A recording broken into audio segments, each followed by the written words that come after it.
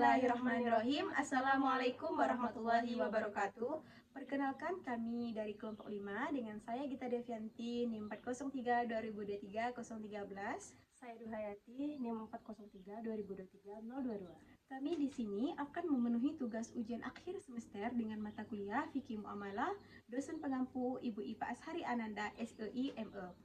Baik, pada kesempatan kali ini kami akan membahas materi tentang qiyar. Kepada Kak Duha, saya persilahkan untuk menyampaikan materi tersebut. Definisi qiyar.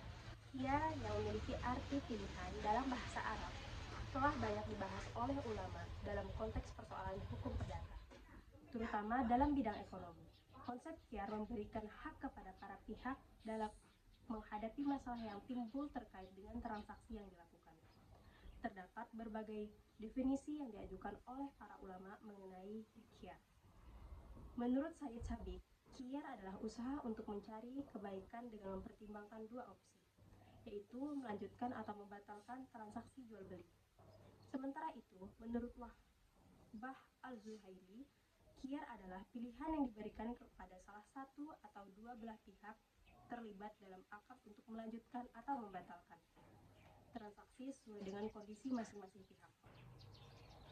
Kompilasi Hukum Ekonomi Syariah mendefinisikan qiyar sebagai hak bagi penjual dan pembeli untuk memilih apakah akan melanjutkan atau membatalkan akad jual beli yang telah dilakukan. Materi selanjutnya adalah dasar hukum qiyar. Jadi, dalam hukum Islam, hak qiyar dalam transaksi jual beli diperbolehkan.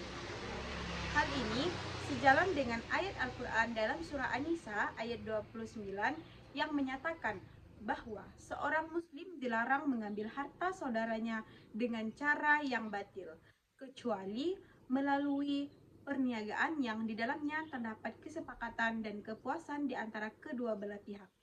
Nah, selanjutnya, hadis yang diriwayatkan oleh Ibnu Umar menguatkan bahwa Nabi Muhammad SAW bersabda, apabila dua orang melakukan jual beli, maka masing-masing memiliki hak qiyar selama mereka belum berpisah dan masih bersama. Selain itu, terdapat pula riwayat dari Hibban Ibnu Mutkin bahwa Nabi Muhammad SAW bersabda, jika kamu bertransaksi atau jual beli, katakanlah tidak ada penipuan dan saya memiliki hak qiyar selama 3 hari. Dengan demikian, dalam konteks transaksi jual beli, hukum Islam mengakui dan memperbolehkan adanya hak qiyar bagi pihak-pihak yang terlibat dalam transaksi tersebut. Oleh karena itu, kemampuan untuk melanjutkan atau membatalkan hal tersebut bergantung pada kondisi barang yang akan diperjualbelikan. Akad jual beli memiliki sifat mengikat dan sah secara hukum pada prinsipnya. Namun, jika terdapat hak qiyar yang diberikan, maka transaksi jual beli tersebut menjadi tidak mengikat selama periode hak qiyar berlaku. Hal ini memungkinkan pihak-pihak yang terlibat dalam akad untuk membatalkan transaksi sehingga menimbulkan ketidakpastian. Namun, karena hukum Islam menganjurkan adanya hak qiyar berdasarkan tingkat kepuasan para pihak yang terlibat dalam transaksi, ini dianggap sebagai solusi terbaik. Selanjutnya, materi hikmah qiyar. Hikmah dari penetapan hak qiyar tersebut adalah memberikan kesempatan untuk membuktikan dan memperlihatkan kemaslahatan masing-masing pihak serta menegaskan sikap rela dari para pihak yang terlibat dalam transaksi, dengan tujuan menghindari perselisihan, persengketaan, dan penyesalan di kemudian hari karena merasa dirugikan dalam transaksi yang dilakukan. Selain itu, hak qiyar juga memberikan perlindungan terhadap kerugian yang berkaitan dengan harga, kualitas, dan kuantitas objek transaksi. Namun, perlu diperhatikan bahwa syariat Islam memberikan hak qiyar hanya dalam kondisi tertentu, atau ketika para pihak atau salah satu pihak menetapkannya sebagai syarat dalam akad. Oleh karena itu, tidak setiap transaksi memerlukan hak qiyar. Tetapi jika hak qiyar ada, syariat Islam menganjurkannya. Selanjutnya, materi berbagai macam bentuk qiyar. Pembahasan tentang qiyar sama halnya seperti pembahasan tentang jual beli yang menjadi akad pokoknya. selalu menimbulkan perdebatan tanpa akhir. Namun dalam konteks pembahasan ini akan dibahas 3 jenis qiyar yang paling dikenal, yaitu qiyar majelis, qiyar syarat, dan qiyar aib. Baik, yang pertama adanya qiyar majelis. Qiyar majelis mengacu pada hak bagi pihak-pihak yang terlibat dalam akad untuk melanjutkan atau membatalkan akad selama mereka masih berada di tempat dan belum berpisah. Berpisah di sini mengacu pada situasi dan kondisi tertentu atau sesuai dengan adat kebiasaan setempat. Setelah ijab kabul dilakukan, kedua belah pihak diperbolehkan untuk menentukan hak qiyar sebelum mereka berpisah. Setelah pihak-pihak telah berpisah atau membuat pilihan, maka akad tersebut menjadi sah dan berlaku. Yang kedua, qiyar syarat.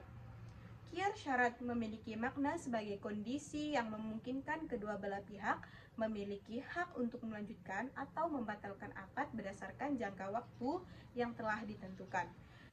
Kehalalan qiyar ini didasarkan pada sebuah hadis yang diriwayatkan oleh Baihaqi, di mana Rasulullah SAW bersabda, kamu diperbolehkan melakukan qiyar pada setiap pembelian selama 3 hari 3 malam. Selain itu, dasar dari qiyar syarat juga didukung oleh riwayat Munkid dan Ibnu Umar. Yang ketiga, qiyar aib. Qiyar aib dapat diartikan sebagai kondisi di mana kedua belah pihak memiliki hak untuk melanjutkan atau membatalkan perjanjian berdasarkan penemuan cacat atau kekurangan pada salah satu objek yang diperdagangkan yang tidak diketahui oleh pemiliknya saat perjanjian dilakukan. Jika terdapat cacat pada salah satu objek atau bahkan keduanya, baik pada mustaman atau barang yang dijual maupun samanah atau harga, baik itu karena nilai yang kurang atau tidak sesuai dengan yang diharapkan, baik dari segi kualitas maupun kuantitas. Ini menjadi alasan adanya qiyar aib yang memungkinkan untuk meminta pergantian barang atau penggantian barang dengan uang. Selanjutnya, materi yang terakhir yaitu contoh kasus qiyar. Yang pertama, adanya qiyar majelis atau opsi selama masih dalam majelis akad. Contohnya, Fatimah membeli handphone dari toko milik Sarah. Setelah nego dan sepakat harga 3 juta, keduanya belum berpisah dari tempat duduknya. Beberapa menit kemudian, Fatimah berubah pikiran dan mengatakan tidak jadi beli. Nah, dari penjelasan tersebut, selama masih dalam satu majelis atau tempat dan waktu akad dan belum berpisah, keduanya masih punya hak qiyar untuk membatalkan. Nah, ini disebut dengan qiyar majelis. Kedua, qiyar syarat atau opsi syarat.